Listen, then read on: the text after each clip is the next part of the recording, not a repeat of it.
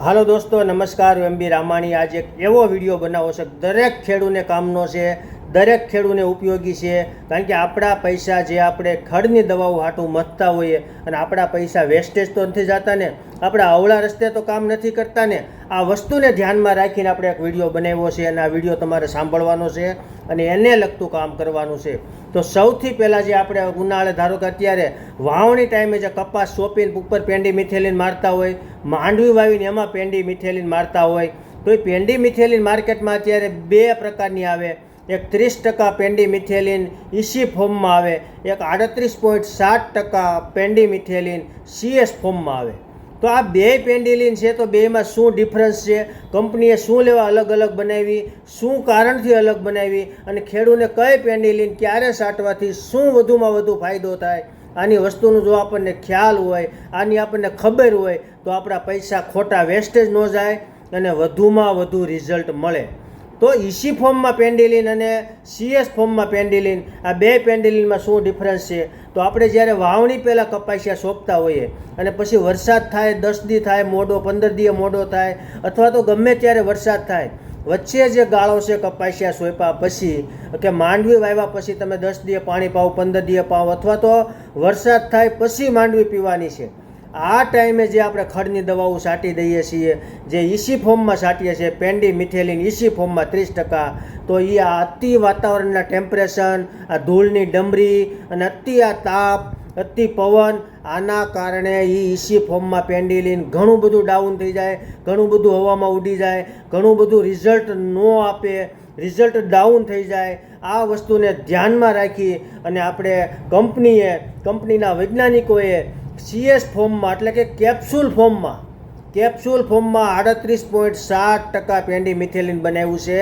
જે કેપ્સ્યુલ ફોર્મમાં એટલા માટે બનાવ્યું છે કે એને વરસાદ અડે તો જ એનું કામ ચાલુ થાય, ત્યાં લગી 100% એ કેપ્સ્યુલ ફોર્મમાં ત્યાં પડ્યું રહે, જ્યાં છંટકાવ કર્યો છે ત્યાં જ પડ્યું રહે, 1% ડાઉન ન થાય. ગમે એટલું ટેમ્પરેચર હોય, ગમે એટલી ધૂળની ડમરી હોય, તો પણ આ કેપ્સ્યુલ ફોર્મમાં જે પેન્ડી મિથેલિન છે એ ત્યાંને ત્યાં પડ્યું રહે, 100% રિઝલ્ટ આપે.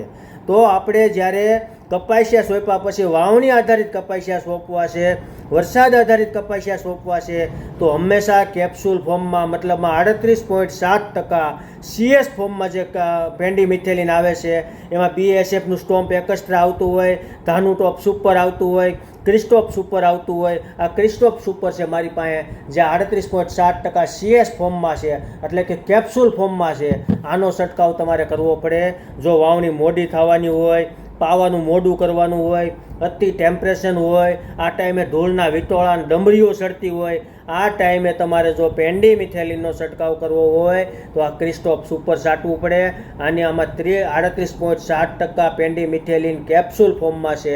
જોરદાર રિઝલ્ટ આવશે, ગમે એટલું ટેમ્પરેચર હશે તો પણ રિઝલ્ટ ડાઉન નહીં થાય. પણ ધારો કે તમારે પાછળ તરત પાણી છે, તમે કપાસિયા સોંપીને એના ધોરિયામાં પાછા પાણી વાળવાના છો, 2 દીમાં જ બધું પાણી પી જવાનું છે, તો એના માટે ઇસી ફોર્મમાં દવા પણ ખૂબ જોરદાર રિઝલ્ટ આપે. આ ધાનો ટોપ સુપર ઇસી ફોર્મમાં 30% ઇસી ફોર્મની અંદર છે. જો તરત પાણી મળવાનું હોય, માંડવી વાવીને તરત પાણી મળવાનું હોય, તો એના માટે તમને ઇસી ફોર્મમાં જોરદાર રિઝલ્ટ આવશે. તો આ વસ્તુ બેયનું કામ સેમ છે, પણ બેયને છાંટવાનું વાતાવરણ, ટેમ્પરેચર, ધૂળની ડમરીને આધીન તમારે ફારફેર કરવાનો છે. એક બીજો બી આમાં પ્લસ પોઈન્ટ છે કે આ ઇસી ફોર્મમાં છે અને તમે પાણી સાથે પણ મૂકી શકો, છંટકાવ પંપથી છંટકાવ પણ કરી શકો, પણ હંમેશા ફ્લેટ પિન નોઝલ જે આવે, આ રીતે જે નોઝલનો પિચકારી થતી હોય એ નોઝલથી છંટકાવ કરો તો 99.99% રિઝલ્ટ સારું મળશે. તો એનો છંટકાવ કરવાનો છે. એક પાણી સાથે મૂકી શકો. આનો પણ પ્રમાણ 1 એકરે 1 લીટર છે અને આ ક્રિસ્ટોપ સુપરનું પ્રમાણ પણ 1 એકરે 700 ml છે. તો આનું ધ્યાનમાં રાખવાનું છે. આનો એક બીજો નેગેટિવ પોઈન્ટ એ છે કે આને તમે પાણી સાથે ના મૂકી શકો. આને તમારે હંમેશા છંટકાવ જ કરવાનો છે અને છંટકાવમાં જ રિઝલ્ટ તમને સારું મળશે. તો આ વસ્તુને પણ તમારે ધ્યાનમાં રાખવાનું છે અને આનો છંટકાવ કરવાનો છે. આને તમારે પાણી સાથે મૂકવાની નથી. બીજી તમને વાત કરી દઉં કે આપણે કેરાની માંડવી વાવતા હોય, પાળામાંથી જ દવા છાંટવી છે.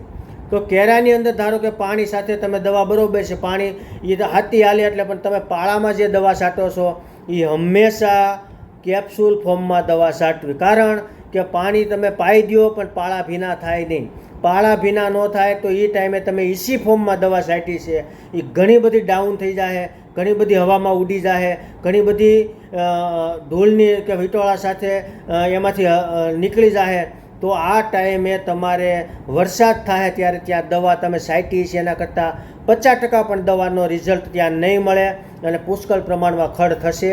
તો ત્યાં તમારે જે પાળો છે ત્યાં જો તમારે દવા છાંટવી હોય તો ક્રિસ્ટોપ સુપર કેપ્સ્યુલ ફોર્મમાં છાંટવી પડે કે જ્યારે વરસાદ થાય ત્યારે એનું કામ ચાલુ થાય, ત્યારે રિઝલ્ટ આવે અને સારું રિઝલ્ટ આવે. ત્યાં લગી દવા ત્યાં પડી રહે, ગમે એટલું ટેમ્પરેચર આવે, ગમે એટલી ધૂળની ડમરીઓ સડે, ગમે એટલું વરસાદનું મોડું થાય, આ ટાઈમે તમને આ ક્રિસ્ટોપ સુપર જોરદાર રિઝલ્ટ આપશે. તમારી દવાનું 100% વળતર આપશે, તમારી દવાનું 100% રિઝલ્ટ મળશે અને સારામાં સારું રિઝલ્ટ મળશે. તો આ એક પેન્ડી મિથેલિનની ખૂબ સરસ માહિતી છે. દરેક ખેડૂતને આની ખબર હોવી જોઈએ, દરેક ખેડૂતને આની માહિતી હોવી જોઈએ, તો જ તમારા પૈસાનું પૂરેપૂરું વળતર મળશે.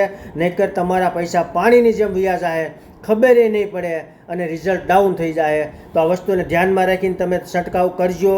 વસ્તુને ધ્યાનમાં રાખીને આપણા પડાની પોઝિશન, આપણી પાણીની પોઝિશન, આ વસ્તુને ધ્યાનમાં રાખી અને તમે પેન્ડી મિથેલિનની ખરીદી કરજો, એ પ્રમાણે છંટકાવ કરજો. એથી વિશેષ કોઈને કાંઈ જાણવું હોય તો મારો નંબર છે 9723374451.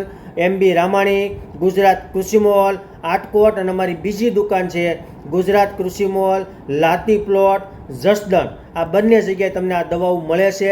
આ દવાઓ તો જે તે એરિયામાં કોઈ બી કંપનીની લેવાની છે, સારામાં સારી. હંમેશા યાદ રાખવાનું, સારી કંપનીની દવા લેવાની, સારી રિઝલ્ટ આપતી દવા લેવાની. પણ તમારે આટલી વસ્તુ ધ્યાનમાં રાખીને કામ કરવાનું છે.